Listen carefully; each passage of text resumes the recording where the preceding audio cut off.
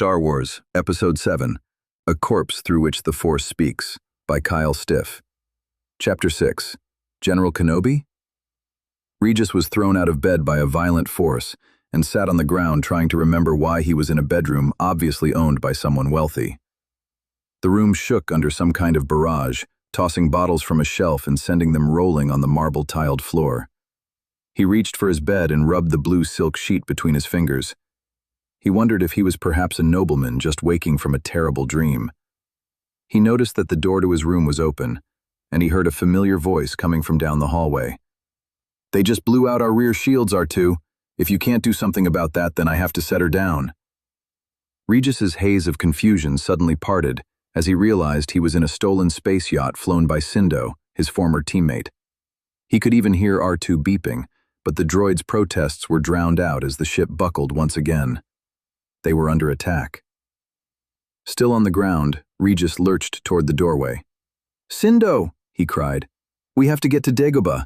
There's where—" "I know that," Sindo shouted.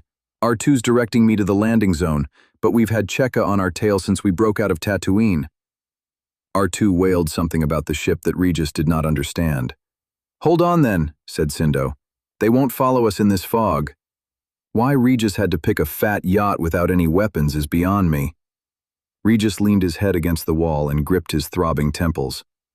Through the pain of his incredible hangover, he was filled with the strange feeling that he had been kicked out of his own adventure.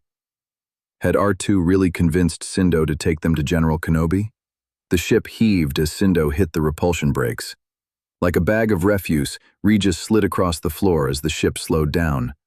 R2 bleated a warning, then the luxuriant jumped as she collided with something. Regis was thrown against the wall, his face pressing painfully against a decorative wall hanging. The luxuriant groaned as she dragged along hard ground. Time seemed to slow down, and Regis decided he had never been in a more miserable position. They came to a rest. The interior lights blinked, and the engine whined pitifully. Footsteps pounded down the hallway, then Sindo leaned in through the door. "Let's go," she said. "If they have bombers with them, they'll blow us up just to be sure." "Bombers?" said Regis, straining to concentrate through his hangover. "Yes, we had to buzz through an entire squadron of Cheka ships monitoring Tatooine. I made the jump to hyperspace, but they followed us here. I'm guessing this ship has a tracker on board. Come on." "Are we on Dagobah?" "Yes, now come on." In a daze, Regis pushed himself up, then picked his rifle up from the ground. The light blinking in the hallway led him to a sleek party room filled with couches pressed against one wall and bottles rolling on the ground. He could tell the luxuriant was obviously not prepped for combat or evasive maneuvers. Following the sound of Sindo and R2 arguing, he found them standing at the entry hatch. Sindo waved to him impatiently, then fled the ship. Through the entryway, Regis found himself in a warm, soupy fog. The dark trunks of trees hung overhead, like pillars supporting a roof of tangled vines. The sudden roar of a ship's engines flying nearby woke Regis up, and he raced away from the luxuriant. R2 squawked in complaint as Regis ran by, throwing himself behind a stand of black trees. Craning his head, he saw two lights pushing their way through the dense fog. He watched them as they made their way past, feeling like a sand toad wary of predators. "Is that you?" Turning to the sound of Sindo's voice, he saw her peering at him through the gloom, her blaster held ready. "Unfortunately, yes," he responded. "I doubt they'll land," she said. "Not here, at least. Any ship is bound to get hung up in this muck. Hopefully we didn't lead them straight to the Imperials." Sindo gave him a skeptical look, then turned away. R2 trundled up, beeping and squawking in turn. "Good," said Sindo. "Hopefully they won't be back. Maybe you can—" Sindo was interrupted as the ship's music blasted once again, but the joyful tune was now dissonant. "That's going to drive me crazy," said Regis. "R2, can you turn that music off? Actually, turn everything off, and let's hope they forget where we landed." Regis wandered back to the luxuriant with R2. It was a mess, the hull scorched and battered as it awkwardly rested against several dozen young trees now snapped and partially uprooted. Festive, colored lights blinked on and off. He almost wished Squanto was still alive to see what had happened to his pride and joy. "She'll never fly again," said Sindo. Moving to stand beside him, she added, "You look pretty rough too." "I feel worse than I look." "Why did you drink so much?" Sindo's brow furrowed in annoyance. "I thought you had gone crazy, but you obviously had a plan. You used to punish soldiers for drinking before an op." "Yeah, well." Unable to look at Sindo, he fixed his gaze on the ruined ship. "This wasn't a normal mission." "Did that astromech put you up to this?" "He gave me a reason to do it. You did too. But making sure it went down the way it did." "Lighting up half of Mos Eisley?"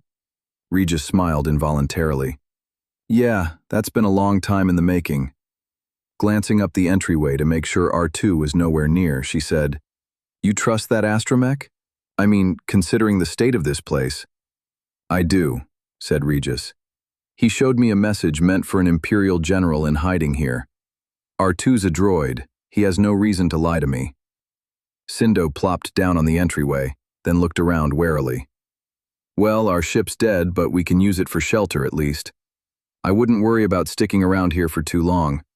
Did you set us down close to R2's coordinates? I'm sure our comrades have plenty of ships of their own." Again, Sindo gave Regis a skeptical look. "I set her down about where he wanted, as well as I could, with the Cheka using us for target practice." Regis laughed. "You've still got it, Sindo. Maybe we should have stolen the trash liner instead. We could have picked up all of Mos Eisley and dumped it in this swamp." Sindo could not bring herself to laugh. "I just hope that little guy didn't lead us on a wild goose chase." The dissonant music powered down suddenly, leaving them in the heavy silence of a primordial world shrouded in mist. Something cried out in the distance, then Regis caught movement as some small creature leaped into a murky pond. Something else crawled through a tangle of bushes. He felt his skin crawling under his armor. The moist air suddenly became difficult to breathe. "Bit different from Tatooine," he said, the offhand comment sounding disingenuous given their dire circumstances. "It's creepy," said Sindo, standing suddenly. "Let's get inside and see if we can get this doorway shut."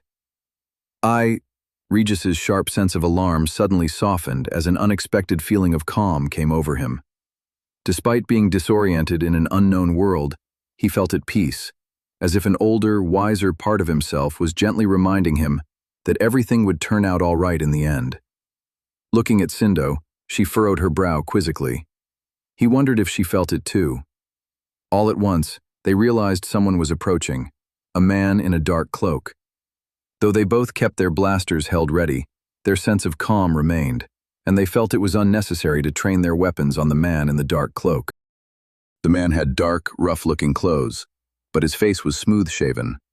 Though his hood was raised, they saw kindly blue eyes watching them. He kept his left hand hooked in his belt, and his gloved right hand hung limp at his side, the curled fingers held rigid. He carried no weapon. The man's gaze fell on Regis's stormtrooper armor. A shadow of sadness crossed the man's face as he looked Regis up and down. Regis was suddenly filled with a sense of importance. "Have you been expecting me?" said Regis. "I need to see General Kenobi. Can you take me to him?" "General Kenobi?" said the man. The name must have struck a chord, for his calm demeanor was disturbed. Are you General Kenobi?" said Regis. The man scoffed. "That's a name I've not heard in—" R2's shrill beeping interrupted. He rolled down the entryway, then bounced over the muddy clearing, eager to be next to the man. "R2," said the man, "but what are you doing here?" R2 began beeping so frantically that Regis could not follow. "You know this droid, sir?" said Regis. "Of course I know him," said the man, throwing back his hood. "He belongs to me." He had sandy blonde hair and faint scars tracing along his cheek. He approached Regis, holding forth his stiffened right hand. Regis took the man's cold, dead fingers in his own and shook his hand. "It's good to meet a fellow human. I'm Regis, and this is my friend Sindo. You already know R2. He's the reason we found out about the secret base here. So, are you—" "My name's Luke," said the man. "Just Luke."